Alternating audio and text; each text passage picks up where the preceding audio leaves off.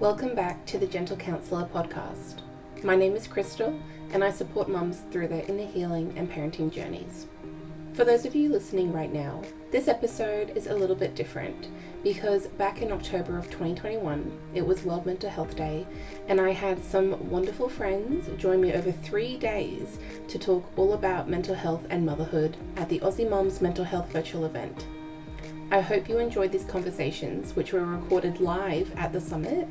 I'm also thrilled to let you know that we will be returning in 2022 and plan on making it even bigger and better. It may or may not involve a retreat. Wherever you are right now, I hope these episodes find you when you truly need it. I would love to hear your feedback on these chats, so make sure you're connected with me on social media at The Gentle Counsellor. If you'd like to receive an email once a month that is full of freebies, parenting tips, links to podcast episodes, beautiful affirmation screensavers, and other goodies, make sure you are signed up to my email list. I hope you enjoy this chat.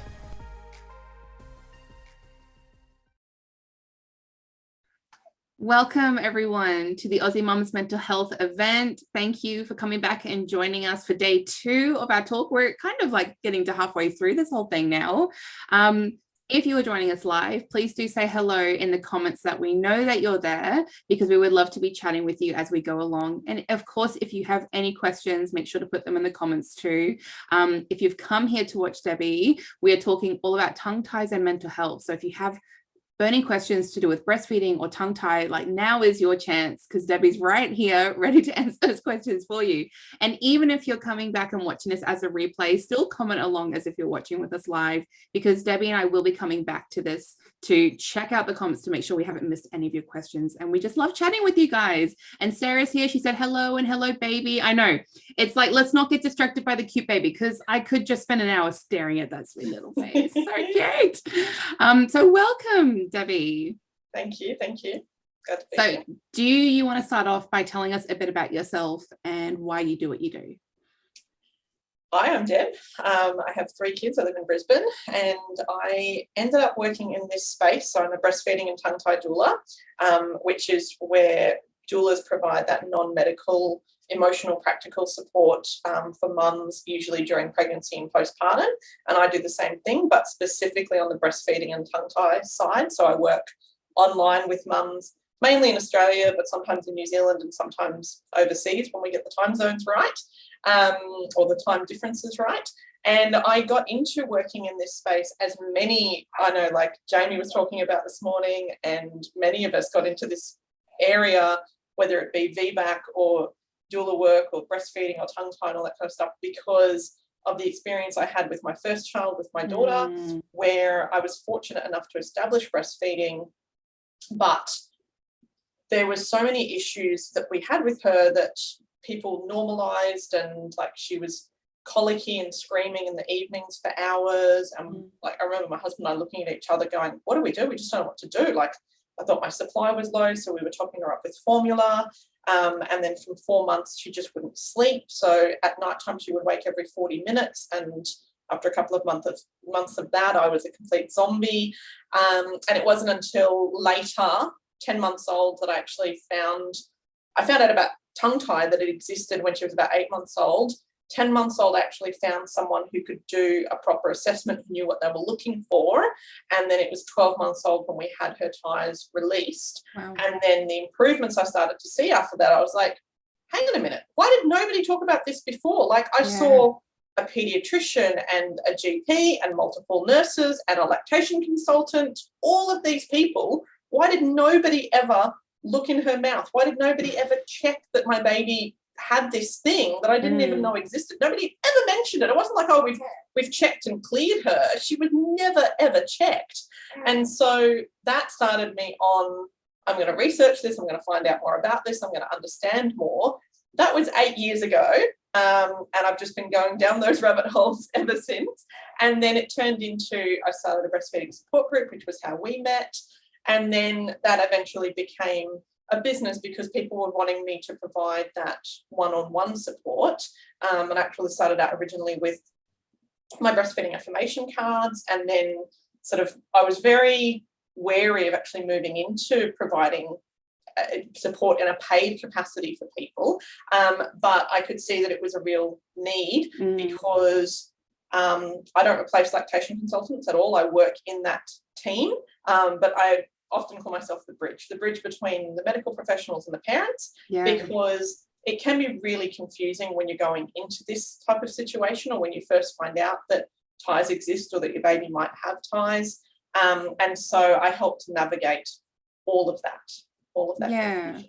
And I love that it's become such a passion project for you that has beautifully turned into this business of you supporting women, because you are the go-to person. Like, there is no one else possibly that could know as much as you do. And I know I'm hyping you up with that and probably making you uncomfortable, but I'm going to say it anyway, because I never knew about it either. And it's still something I haven't explored myself. And I'm always suspicious if my kids or even myself have it. And I really like learning about it, because breastfeeding is so important. Like, how our children are fed is so important. And those first few days to weeks is the most impactful. And it basically will decide how that is going to look for us. And I think there's this false narrative that, like, pain is normal and that's supposed to hurt. And it's like, yeah, to some degree, like in the first, couple of days, like it's this new uncomfortable thing that you've done, right? Like, you're both learning, but at some point it's like, okay, why is this still hurting? Like, let's make a few tweaks here and there to the breastfeeding position or whatever it might be. And then it gets to a point of like, okay, maybe there's something else going on. And like you mentioned with sleep, like your baby waking up every 40 minutes for 4 months, like on end, there's a point of normalcy in sleep, infant sleep development that we know, like, they wake up at night, but then there's a certain point where you're like, okay, maybe there's something else going on. Like, let's explore that. And there's I think that's so important. Yeah. And then there's beyond the normal. And beyond the normal doesn't mean that you need to implement sleep training, which was the only option that was given to me. Or exactly. I think there's both ends of the spectrum. There's the natural parenting. You just have to, no matter how many times they wake, it's just all completely normal, it's completely fine, and they just need you at night. And I certainly operate from that space in terms of, I'm not going to not respond to them. No matter how many times they wake, I'm going to be there for them. But then there's the other end of the spectrum, which is like, well, you need to sleep train them and you need to lock them in a room for 12 hours and, they just need to learn to self-settle. They're not going to be able to do that for all of the psychological, all of the developmental reasons. But I'm like, if they're waking every 40 minutes, then there's something wrong. So we've got to look into the physical, what's wrong? Is it ties? Is there an airways issue? Like, let's support them and support the mum and figure out what's wrong with this baby. Because, and people say you're trying to make things wrong with your baby. Well, you're not. You're trying to find out what's already wrong so that you can help them. And also to stop blaming ourselves. Because that word that you're using, wrong, instead what we do is we go, there's something wrong with me. It's my body. It's my boobs. There's something wrong with them. It's my baby. I stuff them up somehow. It's my milk supply. It's me. My body can't do it. And so you internalize all of that wrongness of the situation compared to what you're told it's supposed to look like, supposed to feel like. You're comparing to someone else who's had a baby and they've had a seemingly easy journey with it. Or for some people, it can also be a completely different experience between their children as well. And that can be so disheartening, as if like we find it way too easy to blame ourselves first for a lot of things, but something as serious as how our babies are fed is so important to get the right support and not be dismissed. Even like you were saying, how people like, oh, stop trying to find something wrong. Like, how dismissive is that? When you're, especially if you're a new mom and you're trying to learn to trust your instincts, you're learning yourself and your baby, and you've got that gut feeling like something isn't quite right here. And to be told that by someone who's in a power position and as a medical professional is super disheartening. That's why I ended up, like, as I said, it was difficult for me to move into doing this as a business, because I felt like this was my volunteer work, and but then I realized that I really needed to dedicate a lot of time to it, in which case it needed to be my job, and therefore like it needs to be my business, because that first 12 months after you have your baby, you can't get that back. There's no redo, there's no going back and sort of fixing that later on. And what really breaks my heart is seeing mums who are really struggling, and they've been given the runaround, they've been not given good breastfeeding support. They've been to see 6 different people. They've been given different conflicting advice from all of those people, and they're spending a lot of time, a lot of money, a lot of energy, physical energy, mental energy. Maybe the baby's not putting on weight. In most circumstances, like what Jamie was talking about this morning, many women have come from pregnancy and labour and birth experience where they were gaslit, they were belittled, they were overpowered, they were told that their body wasn't doing the right thing. Your baby's too big, your baby's too little, you don't have enough fluid, you're not going to be able to birth this baby, your blood pressure's too high, you've got diabetes, all of that stuff. So we go through 10 months worth of being told all of that. And then we come out the other side, quite potentially having experienced that trauma, birth trauma. And then immediately we're trying to establish breastfeeding with this baby when the medical professionals that we're dealing with in hospital, so the obstetrician, the paediatrician, if you have them, the midwives, the nurses, everybody you're dealing with, they don't have specific training in breastfeeding. Yeah. Midwives have some training in breastfeeding, but it depends on when they graduated, whether it's an area of interest for them. If they're hospital midwives, then they usually will go and do the continuing education that the hospital books for them, which tends to be a bulk booked thing. So it tends to be more generalized for babies or whatever, not necessarily specific to breastfeeding. I also have an issue with a reasonable amount of the continuing education out there because you then get the industry sponsorships coming in and causing problems. Oh, that's a whole other conversation. We could talk a whole hour on that.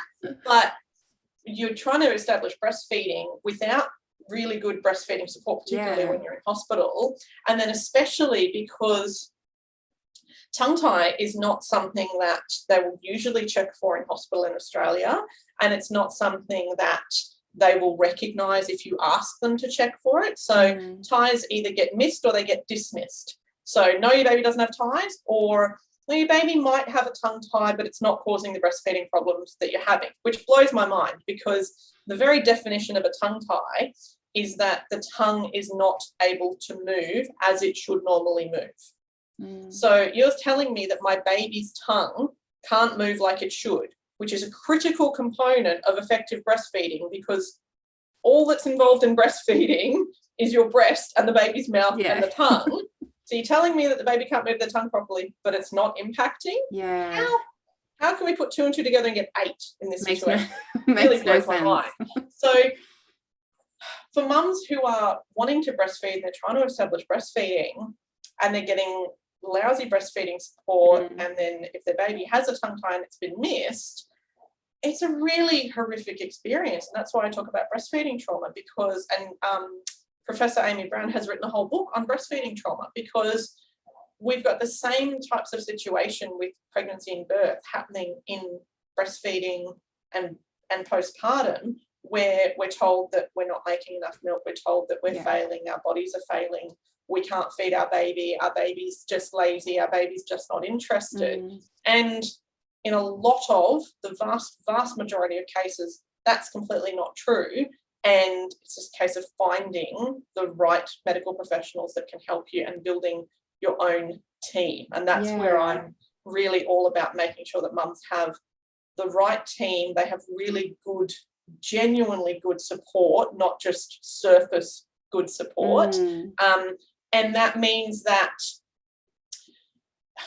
you can have that monitoring and then the interventions when they're needed. So, you know, for this little one, for Gabe, he's 8 weeks old, and my previous 2 children were both born with ties. So my middle child, I knew about ties before he was born, so I knew to get him checked. And because they're genetic, subsequent siblings are just as likely to be born with ties if your older children are. If you and your partner both have ties, then your kids are pretty much guaranteed to be born with ties. Unfortunately, that's just where we're at with the generational, you know, increase in the rate of incidence. So with Gabe, I was like, right, I know that he's going to be born with ties, like that's pretty much guaranteed. I could see on the ultrasound how recessed his chin was as well. I was like, okay, yeah, right, but, you know, I know he's going to be tied. And so when he was born, I already had a plan in place where I already had a lactation consultant lined up. I already knew where I was going to be taking him to get his ties released. I already had my chiropractor ordered to get body work for him so that he was in like really optimal shape. And what was really interesting is that of my 3 children, he's the first one to actually cause me any pain. So with my older 2 kids, they were the ones that experienced all the symptoms and the issues relating to the oral dysfunction, not being able to control my flow of milk. So my daughter had reflux and vomiting and that, the screaming, colic, wind episodes, then the lack of sleep, and then my son, like, it was kind of similar. So they experienced all the symptoms, whereas I was actually quite fine. I had slightly painful nipples with my daughter to start with. I had early onset mastitis with my son, but physically myself, I didn't experience any issues. I was quite fortunate. But this time with Gabe, the first time he latched, I was like, oh, okay. This is what they're talking about when they say it hurts. I've not been here before. And, I've always felt so much for mums experiencing pain with breastfeeding. And now I was like, well, now I can really, really empathise with those mums. Yeah.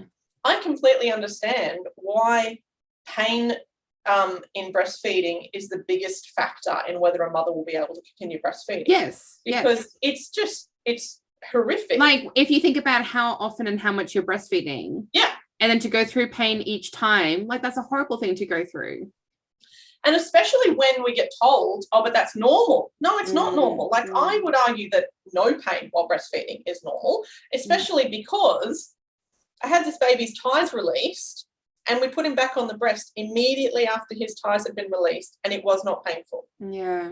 Versus less than 48 hours before that, when I was crying in the middle of the night trying to get him to latch. Yeah. Now, I'm a breastfeeding doula. I know all the tricks. I know all the positions. I know all the ways to take care of my nipples.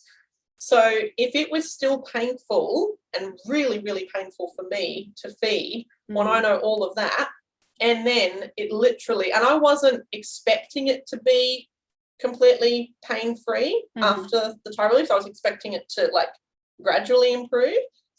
But the left side, when we put him on the left, it was completely pain-free. The right side, which had been so painful, I had been resting it and expressing on that side. When we put him on that side, I was expecting it to still be quite painful.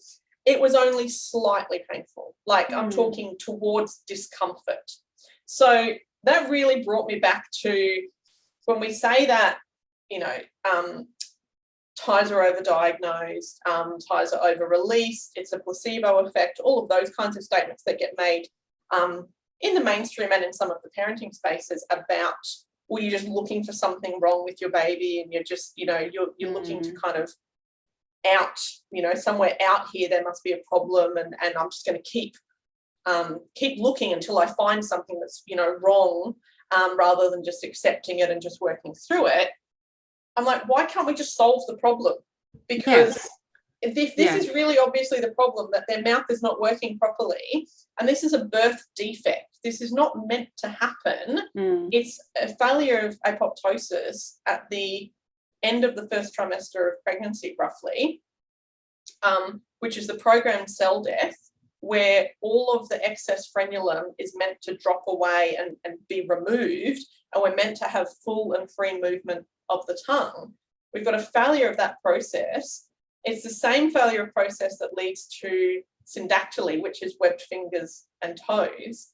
And syndactyly is widely recognised as a condition that needs to be treated in the first 3 to 6 months of life, even though that requires putting them under a general anaesthetic to treat it. Now, that's how serious, like, we're putting a 6-month-old under a general, which is pretty big, because they recognise that not having that full range of movement in the hands and feet is really going to impact them. So my goal is that we get to a place where tongue tie is recognised in the same way as syndactyly, because we know how much it's going to impact on their development if they can't use their tongue properly. And that's where, like, that, relating to mental health, that's where it all loops in, because if your baby has a tongue tie and it's not picked up, and there's something wrong with your baby, you know that this is not meant to be like this. This might be your second or third child and you're an experienced breastfeeding mum, and this is different, and this baby's just feeding differently, and you've got that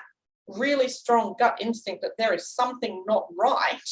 Yeah. And you are told, no, you're just looking for something to be wrong. You're just, you know, an anxious mother. You're just an anxious mother. All of those types of things. And then if your baby's not putting weight on and you're trying to, you know, you're in that triple feeding thing where you're supplementing them and then you're trying to express and then you're trying to feed them and you're trying to take care of your nipples. If your nipples are, you know, experiencing pain or damage, all of that, the stress of that, the lack of sleep, all of those things, along with when a baby is not breastfeeding effectively, you don't have the right level of postpartum hormones happening in your body. Yeah, that's a good point. Yeah. The factors in breastfeeding not going well and tongue-tie being missed that contribute to postpartum depression and postpartum anxiety are huge. Yeah. And mums who want to breastfeed and who are then let down, no pun intended, by the system and are not able to reach their breastfeeding goals, that heartbreak and that grief. And then if you have to wean your baby and you have to stop breastfeeding, the sudden drop in hormones, because your mammalian brain thinks that that baby has died. So all of the, like, this is the first 12 months and you can't get it back is like my overall summary. That. Because when you can have good support and when breastfeeding can go well, like I've been sharing, you know, I'm in a really, really lucky position of being able to have one of the best teams in Australia, if not the world, in terms of my postpartum support and breastfeeding support and tongue-tie support for Gabe. And people keep saying to me, gosh, you don't look like you're only 8 weeks postpartum. Like, you look incredible and you're glowing and you're fantastic and, like, you look amazing. I'm like, well, I am tired. Like,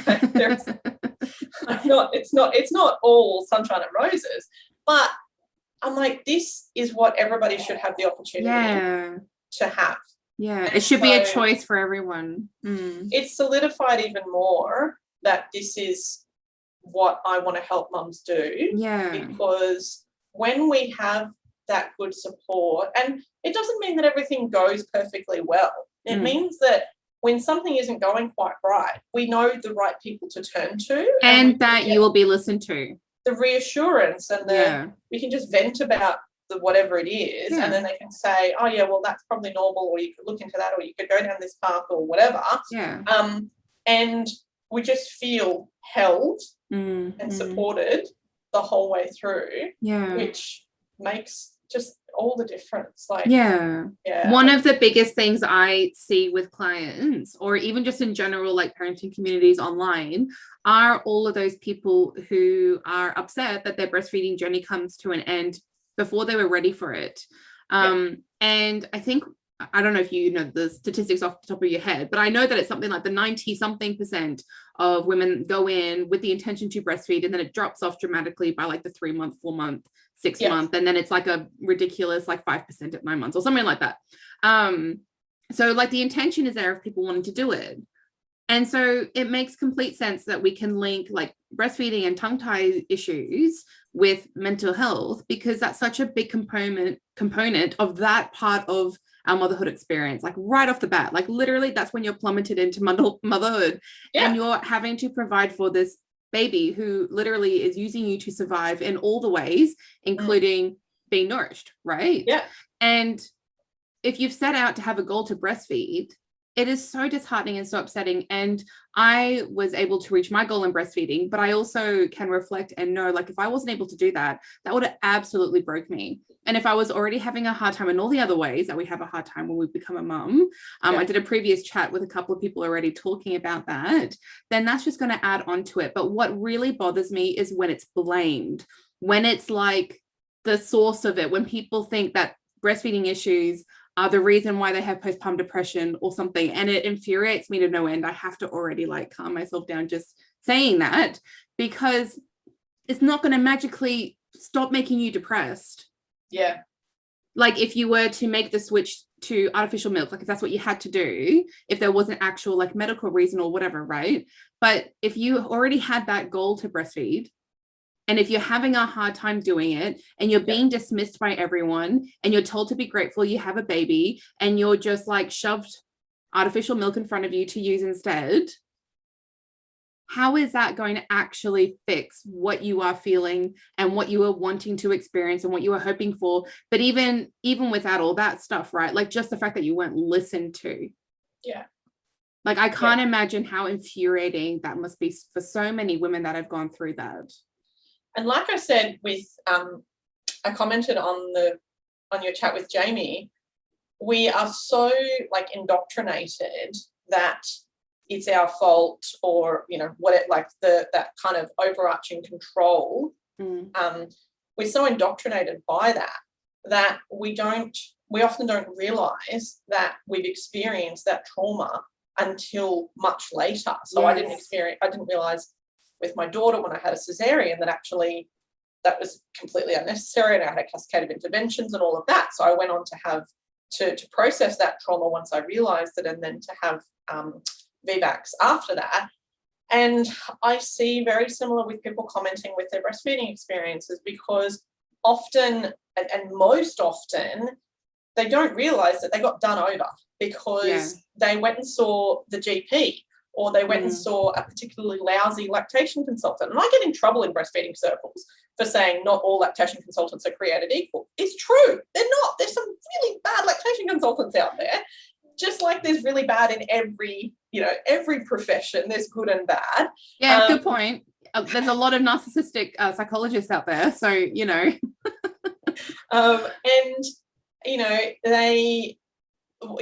I see, like, it's like watching a car crash in really, really slow motion, because you can see these. A predictable one. Sorry? A predictable one. Like yes. You can see you can see the car driving down the road, and this car's going to crash in the next, 5 minutes, but then it takes 3 months. Because I can see the mum, and they're like, oh, I'm just having to top up at the moment because my supply's just not quite good enough, and there's just this little issue and just that little issue. And I'm like, right, okay, well, have you had like an oral function assessment on the baby, and have you seen some, we saw a lactation consultant and they said XYZ, or the child health nurse, and no, they said there's no ties, or there is ties but it's not causing the baby's problems, whatever. And I can predict what's going to happen in that situation, because I've seen it so many times before, where by the 3-month mark they're having to top up even more, and then they're having to express, but by then their supply has stabilized at that low level because the baby's demand is low. We've transitioned from the hormonal postpartum driven supply to supply and demand, which is lactogenesis 3. And we're at that point where now the baby's waking all the time. So now mum's being told she's got to go to sleep school, or that it's her, her anxiety and everything is higher, and so she needs to stop breastfeeding. And I can see how things are going to play out. And then these are the really unfortunate mums. And I'm just let me clarify, I'm not blaming the mums at all, because they're getting screwed over by the system. We're all getting screwed over by the system in all of the whole process. Because they will be the ones commenting on posts saying, oh, my supply tanked at 3 months, we can't all breastfeed, I wasn't able to breastfeed, my supply dropped, and my baby never latched on from birth, or my milk never came in when I was in hospital, all of those kinds of things. And I look at that and I can see the other side of that, where if only they had known and been able to access really good quality support. And that's the thing, isn't it? If only we had known. And that's what like half the frustration is that we understand, of course you don't know. We didn't know. We don't know. And that's half of the frustration, is that you put all of your faith into these people that are in medical professionals, because we're always told to go see our GP, for example. That makes sense. That's good advice. But what's frustrating is that we don't even realize with things like breastfeeding that they have little to no training. Unless they actually have their own special interest in it. And then, I mean, like what if it's a male doctor? Have you breastfed? Tell me how many children you have breastfed, sir. Well, I laughed. There was I was interviewed for a piece for SBS a couple of years ago. They're talking about tongue ties. And one of the tricky things is like the research about tongue tie can be subjective, and people want to argue that there's not enough research, and there's overwhelming amounts of research, especially in terms of improving breastfeeding. But I laughed because there was this middle-aged white guy who is a retired, he's a dental professional of some kind, and he said quite dismissively, the only research, that shows a positive for tongue tie release and breastfeeding is that it shows a reduction in perception of maternal pain. Now, wow, that really frustrates me, perception to start with. I understand it's a research term because everybody feels pain subjectively. So you're mansplaining nipple pain to me. So he's like, the only thing that improves if you release the baby's tongue tie is the nipple pain. Okay, but A, would you like me to get some crocodile clips and put them on your nipples and we can have a chat about how that actually feels? And B, the biggest factor in whether a mother's going to be able to continue breastfeeding is nipple pain. Yeah, because it bloody hurts. I remember how much it hurts too.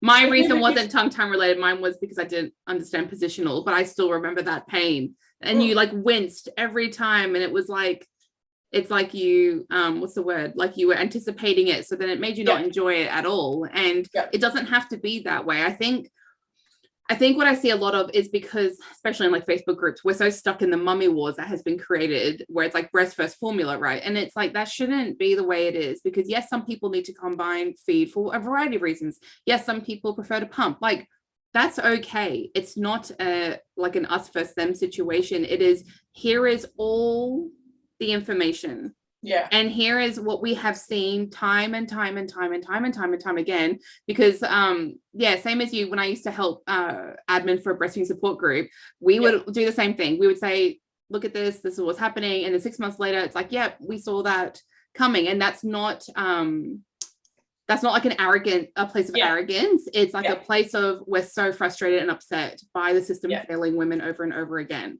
That's what the core of it is.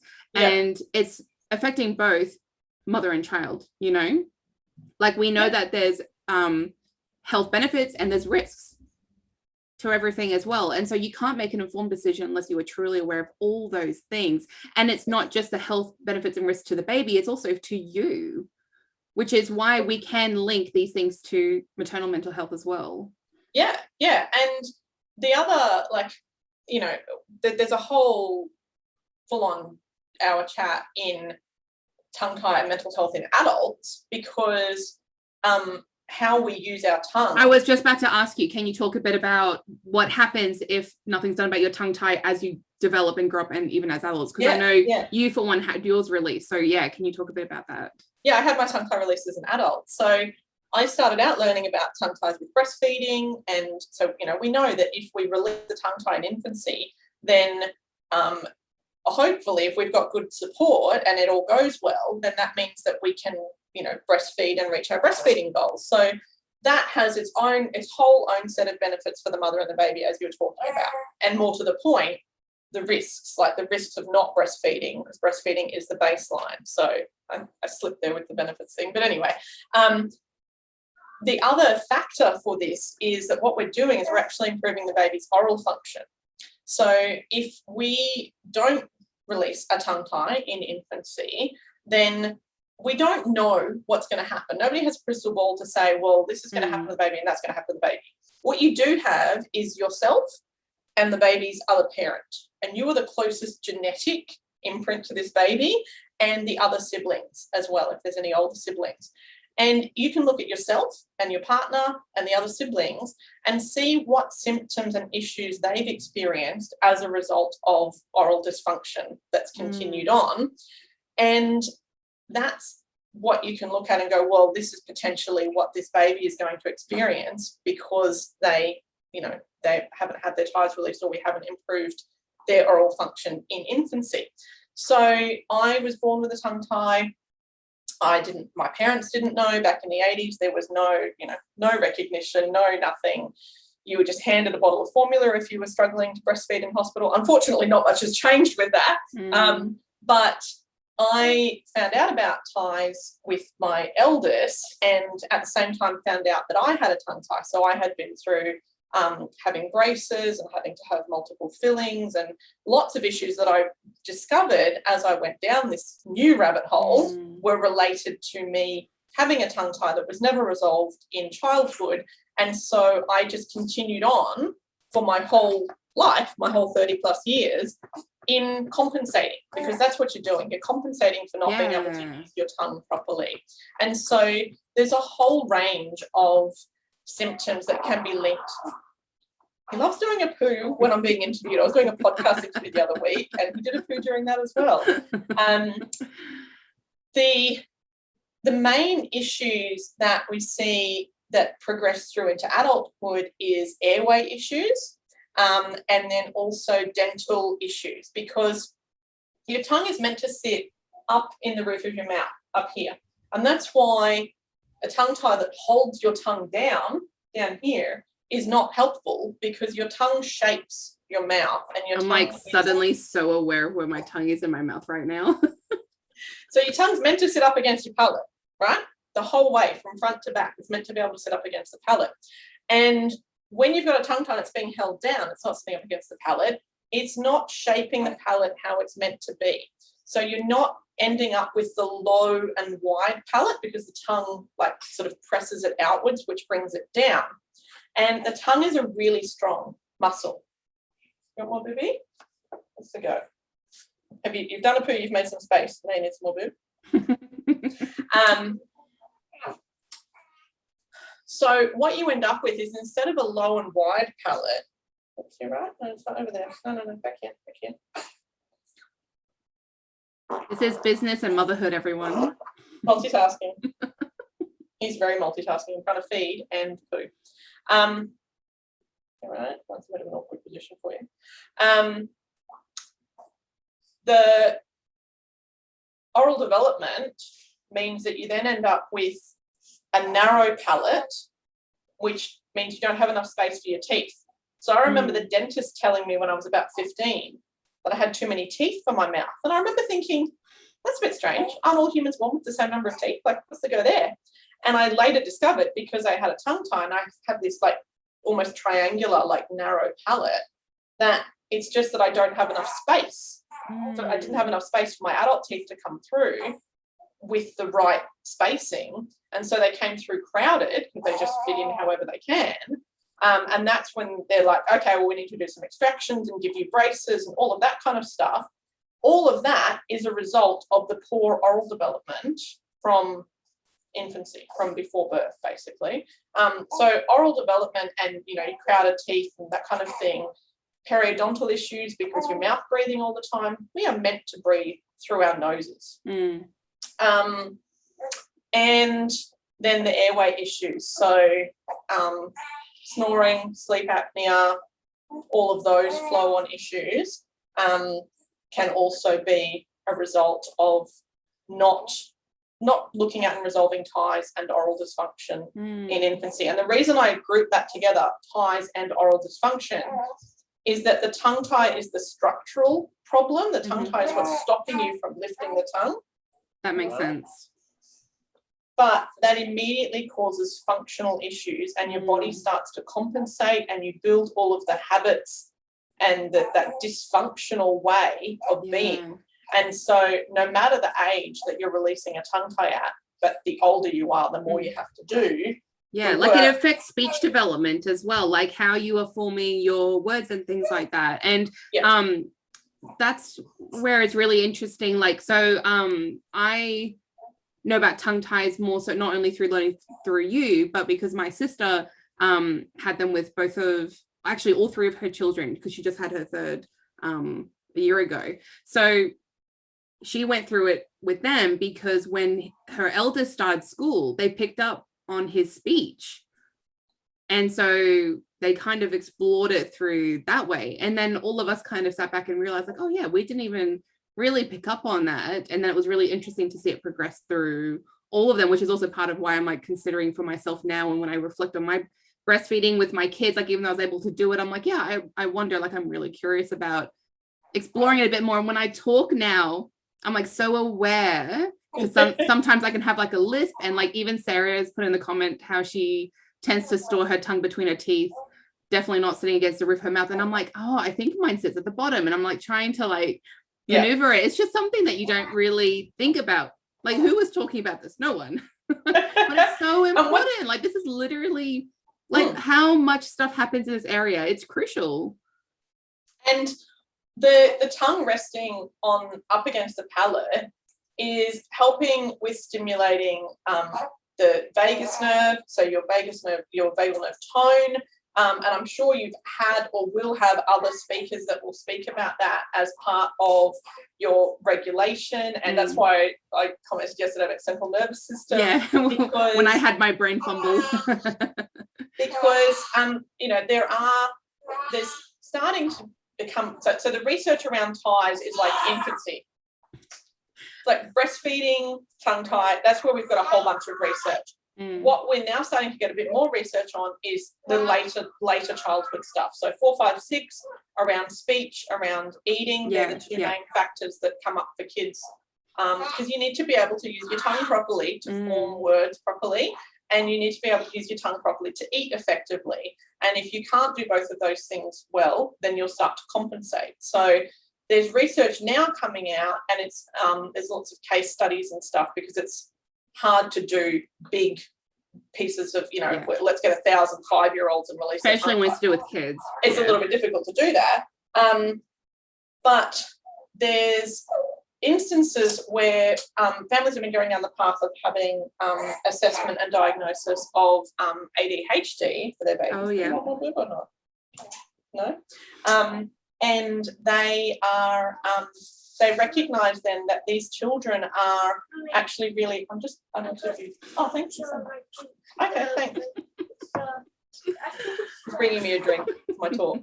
I think it's the why they're meant to wake up. Okay, I'm just going to finish talking. And they recognise that these kids... Okay, they recognise that these kids are really highly wired, and that they are... they're not regulated, they're mouth breathing, they're not able to, chew and digest their food properly, and so they're struggling with all of that sort of thing. And some of these kids, they've gone on to have release and tongue-tie assessment and tongue-tie release. What are you doing, mate? And then they have noticed the changes in them. That's and so interesting. They no longer meet the criteria to be diagnosed ADHD. And the other thing I've got to mention in that is that they are the kids who are having problems with airways and sleep. And so they are having sleep apnea and all of those issues. And so they're waking up tired, and they're chronically tired, and they're hyperactive because they're chronically tired. And you've got that whole picture. So interesting. You then take that without a diagnosis and carry that into adulthood. And that's what we're seeing now. And so I'm excited for the next 10 years to be able to see what kind of research we start to get around this, because we're starting to get a lot more information coming out about, breath work and doing breath work and your tongue placement and those kinds of things. We're starting to get more come out about that. I'm like, great. That needs to be followed with, here's your really good oral function. Here's what we need to get to with oral function. And if you can't, and you've got a tongue tie, right, let's get to solving that. Because to me, that's the next stages. Because as an adult, if you can improve your oral function, improve your airways, improve your sleep, improve your ability to chew and swallow food, all of that has an impact on your health. And then I found, after having my tongue tie release as an adult, I saw a friend a few months later that I hadn't seen since a few months before the tie release. And she said to me, you seem so much more relaxed. I went, oh, do I? And then I realised that I actually was feeling less anxiety. Because I hadn't noticed the improvement because it was incremental. But then she had, only seen me a few months before and a few months after. And had observed it as well. And the change was noticeable to her. So, I really like how we've explored like the mental health side to do with how it impacts us as mums, like in those early feeding journeys, but now also how it can impact you well, I guess also impact your kids, right? Because if they're going through that ADHD diagnosis stuff, like that example you were giving at school, and that's like really stressful for them, but then also if that carries on to their adulthood, how that can affect them in adulthood. It's interesting. I didn't think about it that way, how it can link in all of those different stages of your lives as well. And not just you, but like your children and what that looks like for them. You as a mum dealing with all of this, the research coming out about mothers' sleep quality impacting on your pregnancy and your baby's development in utero. So that's what, like, people say, oh, there's not enough research on tongue tie. I'm like, well, no, but is there research saying that if you eat McDonald's every day, you'll get obese? Like, there's not, because you've got to put all the pieces together. And it's the same with ties and oral function. You've got to look at this piece and that piece and that piece and that piece and go, oh, yeah. And what's really complicated about research is that you have the ethical and moral component to studies as well. And that's why I said, I'm like, because it involves kids. It gets a bit complicated. Like to get real good studies like that, it has to be done in a very particular way, which is really challenging for any researchers out there that are watching this. They totally obviously know. And you can't get, like, when they've done tie release in infants and they've done like the 2 cohorts, they know that they've both got ties, and one group choose to go ahead with the release and the other group doesn't, because they see such big improvements in the release group after 48 hours, they're ethically obligated to offer the release to the other cohort, and most of them take it up. And so we don't actually get to see the long-term effects of not doing the release, because ethically they have to. I don't blame them. Like you want to get those improvements as well. And so it's actually like that's where it becomes really hard to get long-term, like, negative. Debbie, we could just keep on talking about this all day long, but thank you so much for sharing some of that insight into the research that we're seeing coming out, and then your hopes for what we can see more of. I think that's really important to talk about as well. Can you tell people where to find more of you, especially if they're pregnant or they're a bit worried about their breastfeeding journey, where they can find more information from you? Yep, so I am on Facebook and Instagram at the Mama Circle, which is MAMA, the Mama Circle with Debbie J. And there's a discount code in the group if you want to book a session with me. I do all my sessions online. I do breastfeeding planning sessions, breastfeeding support sessions, tongue-tie support sessions if you've got an older child, or for yourself if it's not breastfeeding related but it's tongue-tie related. And I also have a breastfeeding doula package, which is doing a breastfeeding planning session with you while you're pregnant, and then having one-to-one messenger support with me after your baby is born. So good. In the group, you can find the discount code for that and the link to the website. Awesome. Thank you so much for taking the time with us, Debbie. Hopefully, thanks for all the raptor sounds, Gabe, and added a bit of entertainment. He's very enthusiastic pooer. It's like it takes me back to like those sounds that you hear when they're so little. Yeah, he really gets into it. I'll go change your nappy now, babe. Yeah. Thanks everyone for tuning in. Thanks, guys.